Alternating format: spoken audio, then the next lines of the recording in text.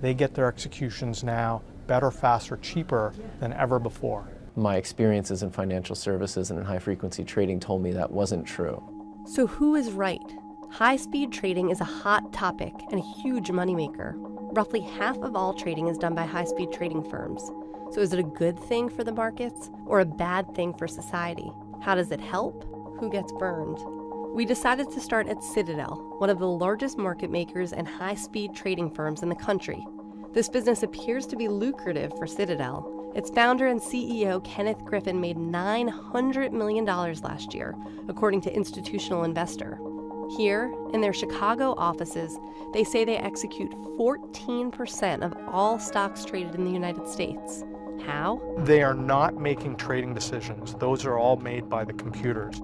Essentially, they pay to see the orders that you make online first and decide whether or not to take the other side of that trade.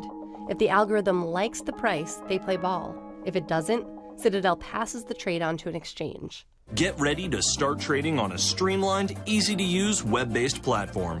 Can you promise customers of TD Ameritrade that they're getting the absolute best price?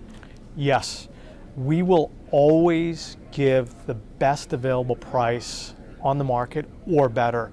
80% of the time, we give our clients a better price than the national best bidder offer. By law, Citadel must match the best bidder offer in a public exchange, but about a third of equity trades take place outside of public exchanges. Citadel doesn't have to match those. So while the retail trader will get the best price in the market, there's nothing to show that that is an accurate price. David Lauer worked at Citadel, where he was laid off in 2009, and then worked at other trading firms before deciding the practices were flawed.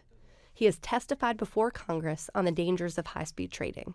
The market exists for two reasons. The first reason is price discovery, and the second is capital formation. That's it. The market is not there to be a casino for math geniuses. The price discovery mechanism breaks down when too much of the incoming orders are executed outside of the normal exchange system.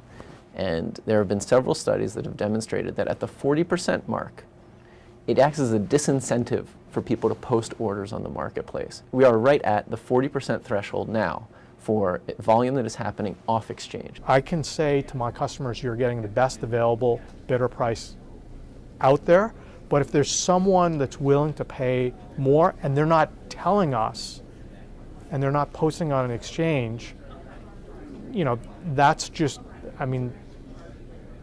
how the market works. Part of that is these pay-for-order flow arrangements that retailers have with wholesalers. Market makers stop posting orders on the lit market. Other countries have recognized this problem, Canada especially. Recently they passed what's called the trade-out rule, which imposes a burden if you're going to execute off-exchange. And that has driven dark volume down to around 2 to 3% of the Canadian markets. Now, some will argue that's a bit extreme, and it might be, but 40% is another extreme. And we are doing more harm than good when we're at that level. The major exchanges over the last 10 or 15 years have lost a lot of market share. 80% of all New York Stock Exchange stocks used to be traded on the New York Stock Exchange floor. Now that number is 11%. Unfortunately, the exchanges are reacting to loss of market share by trying to get the regulators to protect their business model. We're not very supportive of that. Citadel also argues they are bringing high-speed trading technology to the masses. I think the automation of the markets has resulted in a much better outcome for average, everyday retail investors. We have state-of-the-art technology and infrastructure and one of the fastest trading systems around. Any retail client order that gets executed through us is trading on a level playing field with the best high-frequency traders out there. You can reap some of the benefits of high-speed trading systems, but it's a very questionable claim. As soon as you've looked at something and clicked, or typed in something and clicked, the benefits don't accrue to you because you've already taken hundreds of milliseconds to take an action, and that's just an eternity in the world of high-frequency trading. When I was sitting on a high-frequency trading desk, and the guy next to me had a PhD in bioinformatics, the guy on the other side had a PhD in climate science from Harvard. The guy behind me designed semiconductors for Intel, and another guy had a master's in math from MIT. And these guys are all working on an HFT desk. You could have had someone looking for a cure for cancer, someone helping address the issues of global warming, another one leading advances in semiconductor design and technology, and yet here they are trying to find their fortune on Wall Street.